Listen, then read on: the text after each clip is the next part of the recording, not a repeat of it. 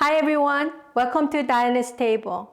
Today we're going to be talking about different kinds of tofu or bean curd, and actually it's called dubu in Korean.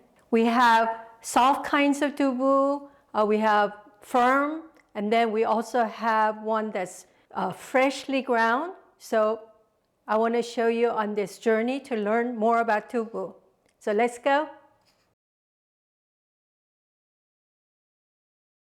So as you can see, we have 5 different types of dubu here. Of course, there are more than that, but these are the ones that I commonly use.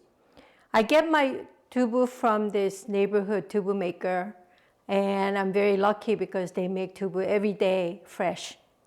So here's the regular kind of dubu that you usually find at grocery stores.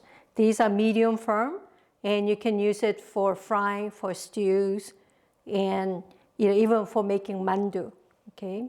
Then we have the really soft dubu. This is almost like a pudding. And I use them for making lemon tofu, if you remember. But also these are really great to eat just as it is. We just put some sauce or even salad dressing on top, and you can just eat it for breakfast, almost like yogurt. So highly recommended for dieters. Then we have what's really popularly known as Soondubu. I'm sure you've tasted Soondubu jjigae. You can make actually Soondubu with the soft kind of dubu as well. But in Korea, we like to use this dubu that's not really firm yet, and the texture is almost like cottage cheese. And the reason I like it this way is because they tend to soak up more of the seasoning faster and better. So you have the Soondubu. This may be very unfamiliar to you, and we call it piji. This place actually grinds the fresh beans and makes piji like this. And we use it to make piji jjigae with pork and kimchi.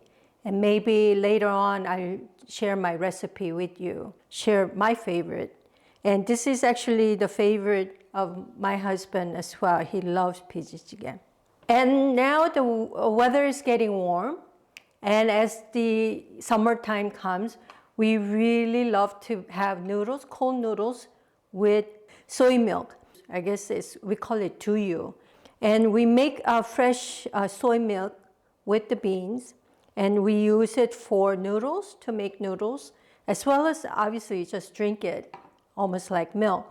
But what's really wonderful about this soy milk is that you can use this over the firm dubu or even soft dubu in the morning and eat it like, a breakfast. And it gives you a full nutritious meal. So it's a very simple way to, get energized and also drink something that's not really fattening. So these are just 5 of the different kinds of products that you get from dubu. And I want to share with you my really, really simple recipe for making Soondubu, not the spicy way, but the way that we usually have it on weekdays.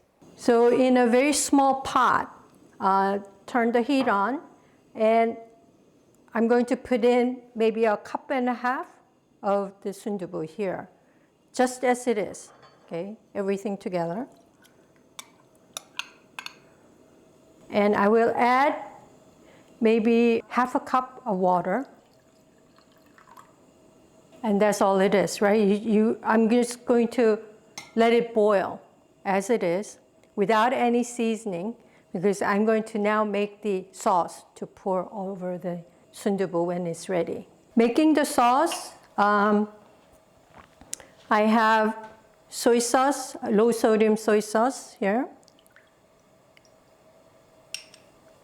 2 tablespoons, chopped green onions, again, 2 tablespoons, probably 1 tablespoon of minced garlic, and 1 tablespoon of sugar. To this, I'm going to add 1 tablespoon of sesame oil, some roasted sesame seeds. Going to mix it well and let it sit for about 10 minutes before we put it onto the tofu. It looks really kind of thick, And that's good because we have the water in the tofu. So you don't want it to be too watery, the sauce. It's already started to boil. And when it starts to boil, we're ready. All I had to do is just add a little bit of water and let it boil. And you can see it's almost like, cheese curds.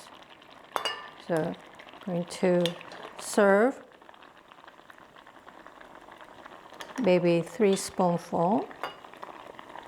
And be sure to get some of this tubu water onto it. You just have to serve it with the soy sauce, and you put the soy sauce on top of the tubu per your personal preference. It's very simple, very healthy, and also perfect for weekdays and weekend meal.